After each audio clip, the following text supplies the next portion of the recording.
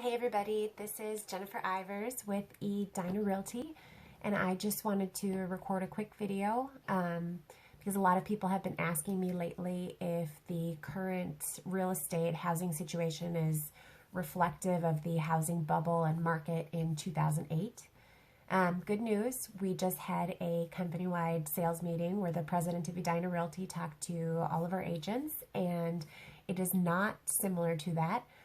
There are 5 reasons that we talked about as to why it's much different, and I'm just going to briefly cover those. The first reason is that the mortgage qualification process is much different than it was back then.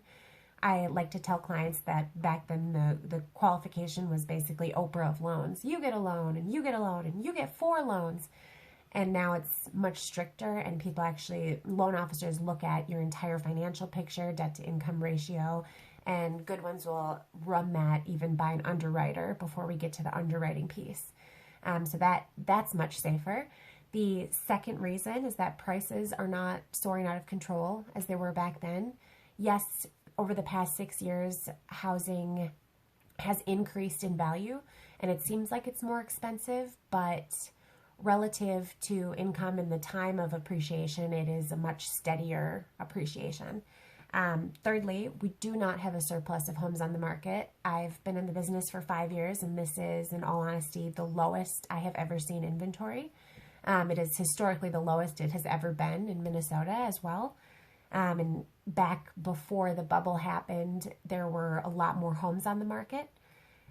Fourthly, back then homes had become too expensive for people.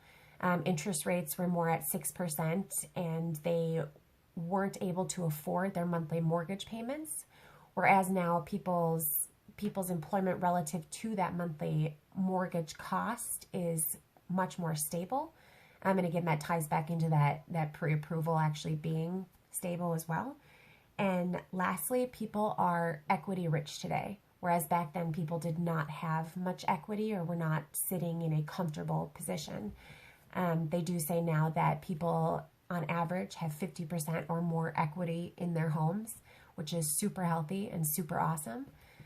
Obviously, we don't know everything as we go deeper into this pandemic and how it will reflect and affect the housing market.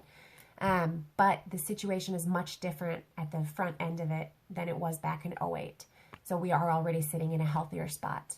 If you have any questions about any of this, please reach out. I'm happy to have a conversation with you, and I hope you are staying safe, healthy, and enjoying some extra time in your home.